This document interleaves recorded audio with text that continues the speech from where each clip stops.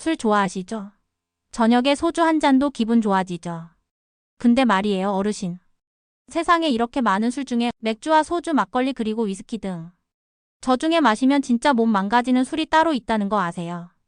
심지어 어떻게 섞은 술은 한 잔, 두 잔 마시다 보면 급사하는 경우도 있어요. 설마 내가 그렇겠어 싶다가 어느 날 갑자기 심장 먹고 쓰러질 수 있어요. 제가 겁을 드리려고 이러는 것도 아니고요. 이 영상에서 다 설명해 드릴게요. 실제 병원에 응급실 실려오는 사례, 의사들 사이에서도 공공연한 얘기입니다. 특히 60대 넘은 이후엔 같은 술도 치명률이 2배, 3배로 올라갑니다. 그렇다고 술을 완전히 끊어라 이건 아니에요. 어떤 술이 덜 위험하고 어떤 조합이 최악인지, 그리고 우리가 뭘 조심해야 하는지 그렇게만 배우고 드셔도 건강하게 드실 수 있습니다. 오늘 이 영상 잘 시작하셨어요. 아, 내가 그동안 진짜 위험한 짓을 했구나. 무릎을 탁 치실 겁니다. 자, 그럼 시작해 볼게요. 제일 먼저 마시면 제일 빨리 죽는 술은 과연 뭘까? 술 중에 제일 위험한 술 뭐라고 생각하세요? 독주요? 맞습니다. 도수가 높은 술은 단순히 취하는 걸 넘어서 심장을 직접 때립니다. 특히 소주, 위스키, 보드카 같은 40도 가까운 술. 이거 한 잔에 들어있는 알코올 양이 상상을 초월해요. 우리가 술을 마시면 간에서 알코올을 해독하잖아요. 근데 도수가 높으면 간이 해독하기 전에 이미 혈관을 타고 심장, 뇌까지 확 올라갑니다. 이걸 급성 알코올 중독이라고 하죠. 60대 이후엔 몸의 해독 능력이 떨어져서 같은 양을 마셔도 더 빨리, 더 심하게 취하고 망가집니다. 실제 사례 하나 말씀드릴게요. 서울의 한 66 어르신 매일 밤 자기 전에 위스키 한 잔씩 마셨대요. 나름대로 습관처럼 한 잔이면 괜찮겠지 했는데 3개월 만에 간 수치 폭등, 응급실행. 심장도 문제였어요. 도수가 높은 술은 혈압을 급상승시키고 심장 박동을 불규칙하게 만들어요. 고혈압 약 드시는 분들 특히 조심하셔야 합니다. 게다가 도수가 높은 술을 공복에 마시는 건 자살행위에 가깝습니다. 위점막 다 타버리고 알코올이 바로 흡수돼서 뇌로 직행하거든요. 혹시 위스키, 보드카, 소주 원샷 하신 적 있으세요? 그 한 잔이 진짜 심장 멈출 수도 있어요. 특히 밤늦게 심장 기능 떨어질 시간에 마시면 더 위험합니다. 난 소주나 위스키 같은 독한 술은 안 마셔. 그냥 와인 한 잔, 막걸리 한 사발 정도는 괜찮잖아. 절대 그렇지 않습니다. 도수가 낮다고 방심하시면 안 됩니다. 와인, 막걸리, 맥주 같은 저도주가 오히려 더 위험한 경우도 있어요. 왜냐면요, 이런 술은 많이 마시게 되는 특성이 있기 때문이에요. 예를 들어 와인 한 병 도수는 13도지만 한 병 다 마시면 소주 2병 분량의 알코올이에요. 막걸리 한 병도 알코올 6도 정도인데 탄산과 단맛 때문에 술이 술술 들어가서 2~3병 훌쩍 넘는 분들도 많습니다. 게다가 막걸리와 와인에는 당분이 많아요. 당뇨 있으신 분들은 특히 조심해야 해요. 술 마시고 혈당이 올라갔다가 급격히 떨어지는 저혈당 쇼크가 올 수도 있거든요. 실제로 당뇨 있는 60대 여성분 막걸리 2사발 마시고 혈당 급락으로 의식 잃고 쓰러진 사례도 있습니다. 또 하나. 와인과 막걸리는 발효주라서 히스타민 성분이 들어 있습니다. 이게 어떤 분들에겐 알레르기 반응을 일으켜요. 두드러기, 어지럼증 심하면 호흡곤란까지도 유발할 수 있습니다. 무서운 건 뭐냐면 이런 증상이 술 마실 땐 안 나타나다가 갑자기 60 넘고 몸이 약해졌을 때 처음 생긴다는 거예요. 내가 언제는 잘 마셨는데 이러다 진짜 큰일 납니다. 그리고 또 하나. 와인하고 고기나 막걸리와 정 같은 조합도 문제예요.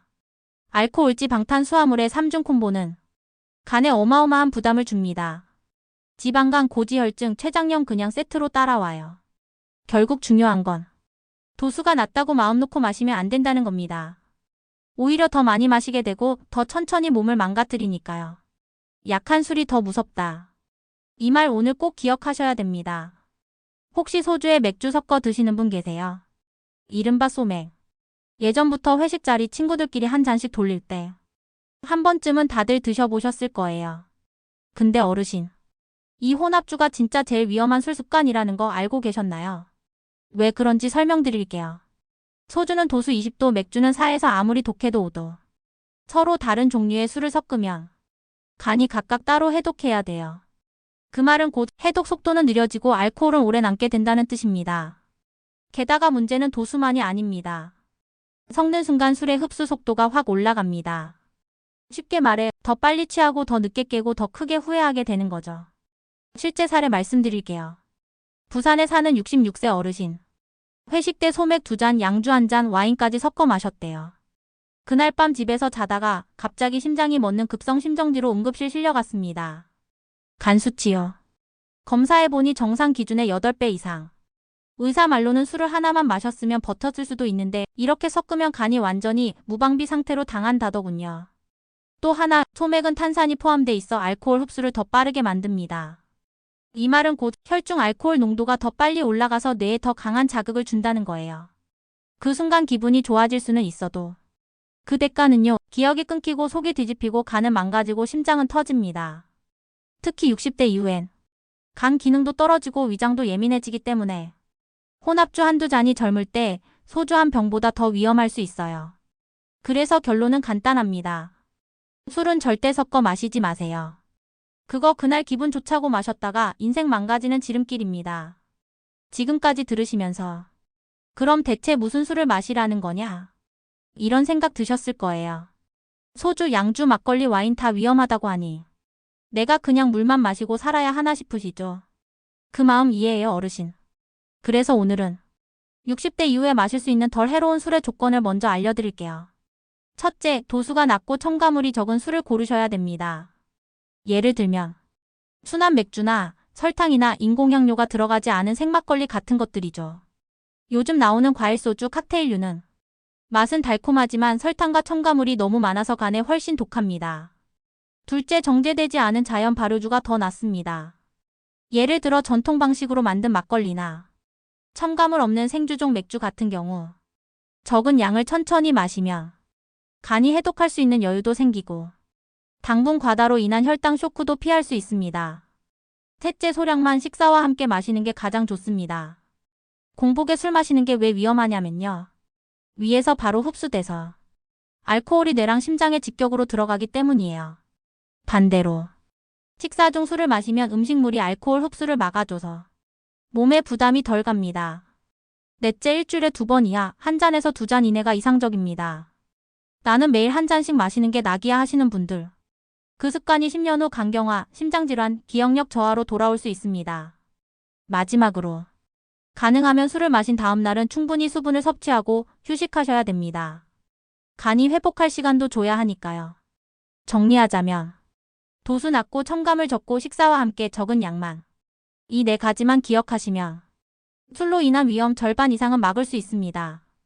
그러니까 술을 아예 끊기 힘들다면 덜 해롭게 마시는 방법을 배우는 게 제일 중요합니다. 젊었을 땐 술 마시고 다음날 일어나도 물 1잔 마시고 툭툭 털고 나가셨죠? 근데 요즘은 어떠십니까? 술 마신 다음날 속이 더부룩하고 머리가 띵하고 관절이 욱신거리고 내가 어제 그렇게 많이 마신 것도 아닌데 싶으신 분들 많으실 겁니다. 이건 단순한 숙취가 아닙니다. 몸이 보내는 위험 신호, 즉 경고등이에요. 60대 넘어서면 간 기능이 확 떨어집니다. 간이 해독하는 속도가 느려져서 알코올이 몸에 더 오래 남고 그 독성도 더 심하게 작용합니다. 그리고 또 하나 중요한 건 노년기엔 수분량이 줄어들기 때문에 술 마시면 체내 수분이 더 빠르게 빠져나가고 그로 인해 혈압이 불안정해지고 심장이 무리를 받습니다. 또 한 가지, 술 마신 다음날 입이 텁텁하고 배가 불편하고 가슴이 두근거리는 분들. 이거 그냥 넘기지 마세요. 위장염, 심방세동, 급성 췌장염까지 이어질 수 있는 전조 증상입니다. 특히 당뇨나 고혈압 있는 분들은 술 마신 다음날 혈당, 혈압이 롤러코스터처럼 오르내리면서 혈관이 팍팍 망가집니다. 이게 반복되면 뇌졸중, 심근경색 위험이 훅 올라가요. 무서운 건 술 마신 그날은 괜찮은데 다음날 또는 이틀에서 3일 뒤에 갑자기 응급실로 가는 사례가 많다는 겁니다. 그래서 어제 술 마셨는데 오늘 몸이 좀 이상하다. 이런 생각 들면 무조건 쉬셔야 됩니다. 물 충분히 마시고 짠 음식 피하고 심하면 병원 가셔야 돼요. 특히 가슴이 조이거나 숨이 찬 느낌이 들면 절대 그냥 넘기면 안 됩니다. 그건 심장이 SOS 보내는 진짜 위험 신호예요. 정리하자면 술 마신 다음 날 몸이 평소와 다르면 그건 몸이 살려달라고 외치는 소리입니다. 절대 무시하지 마세요. 이 질문 정말 많이 들었습니다. 소주랑 맥주 중에 뭐가 더 몸에 덜 해로워요? 정답부터 말씀드리면 둘 다 좋진 않지만 그래도 굳이 따지자면 맥주가 조금 나아요. 왜냐면 맥주는 도수가 낮고 섭취하는 알코올 총량이 적기 때문에 간이나 심장에 부담이 덜 갈 수 있습니다. 하지만 이건 어디까지나 적당히 마셨을 때 이야기입니다. 문제는 뭐냐? 맥주는 잘 넘어간다 보니까 소주보다 훨씬 많이 마시게 된다는 겁니다. 결국 알코올 총량은 비슷하거나 오히려 더 많아져요. 그리고 맥주에는 퓨린 성분이 많아서 통풍 있는 분들은 정말 조심하셔야 돼요. 통풍 한번 발작하면 그 고통이 말도 못합니다. 차라리 뼈 부러지는 게 낫겠다는 분들도 계세요. 그럼 소주는 어떤가요? 소주는 도수가 높아서 간에 강한 자극을 줍니다. 특히 속쓰림이 심하신 분들, 위염 있으신 분들은 소주 한 잔이 위점막을 완전히 다 태워버립니다. 그래서 공복에 소주 드시는 건 자살행위라는 말이 괜히 있는 게 아닙니다. 이제 약 얘기 한번 해보죠. 혹시 고혈압약, 당뇨약, 콜레스테롤약, 심장약 드시는 분 계세요? 이런 약들 복용 중에 술 마시면 약 효과가 사라지거나 부작용이 폭발적으로 증가합니다. 예를 들어 혈압약 먹고 술 마시면 혈압이 갑자기 뚝 떨어졌다가 다시 급상승할 수 있어요. 이걸 혈압 불안정성이라고 하는데 이게 반복되면 뇌출혈이나 심근경색으로 이어질 수 있습니다. 또 하나 무서운 게 간에서 해독하는 약들과 술이 동시에 들어오면 간이 뭘 먼저 처리해야 할지 몰라서 약이 독으로 바뀌는 경우도 있어요. 실제로 혈액순환제 복용 중이던 70대 여성분. 저녁에 맥주 한 캔 마셨다가 약물 과민 반응으로 전신 두드러기와 호흡곤란이 왔습니다. 병원에서 응급조치 받고 겨우 살았어요. 나는 한 잔쯤은 괜찮겠지. 그 생각이 목숨을 위협하는 방아쇠가 될 수 있습니다. 약 먹고 있는 분들 특히 더 조심하셔야 돼요. 이쯤 되면 이런 질문도 드실 거예요. 그럼 맥주랑 막걸리 중에 뭐가 더 낫습니까? 두 술 다 도수가 낮고 식사하면서 한두 잔씩 마시는 경우가 많죠. 그래서인지 이 정도는 괜찮겠지 하고 마시는 분들이 많은데요. 의외로 이 두 술도 기억력과 뇌 건강에 큰 영향을 미칩니다. 먼저 맥주부터 말씀드릴게요. 맥주는 카페인과 정제된 탄수화물 퓨린이 꽤 많습니다.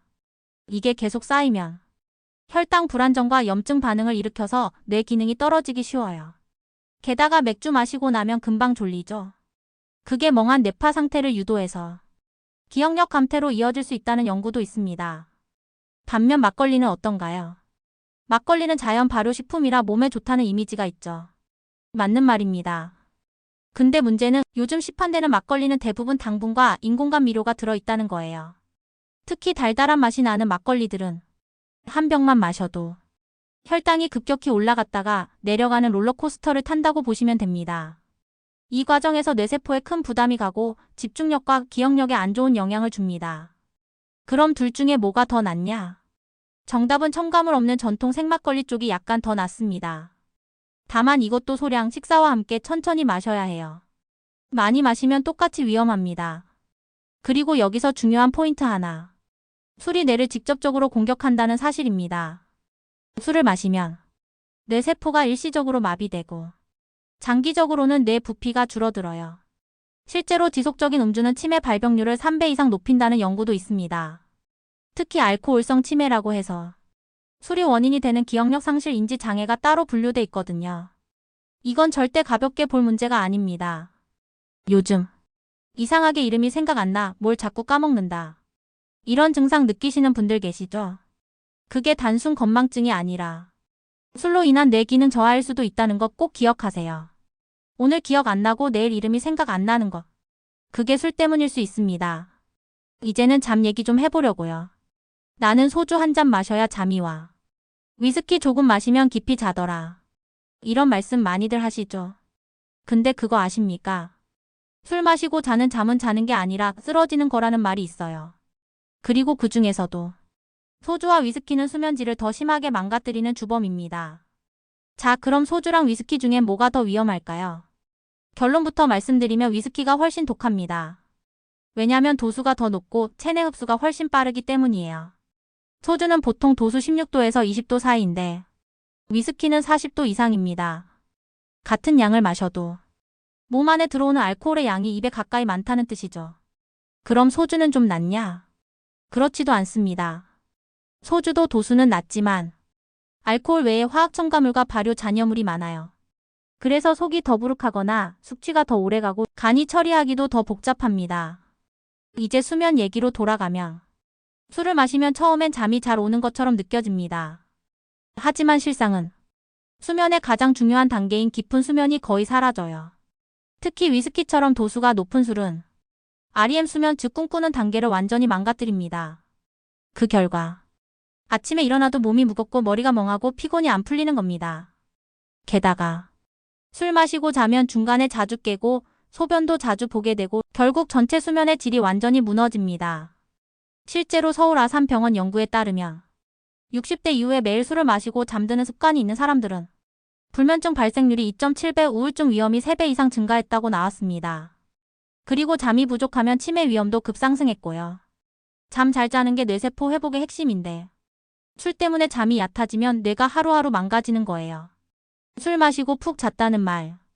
사실은 내가 어젯밤에 내 몸을 망쳤다는 뜻일지도 모릅니다. 혹시 이런 얘기 들어보셨어요? 술 많이 마시면 간암 걸린다. 이건 다들 알고 계시죠? 그런데 간암만이 아닙니다. 술은 입안에서부터 항문까지 온몸의 암 발생률을 올립니다.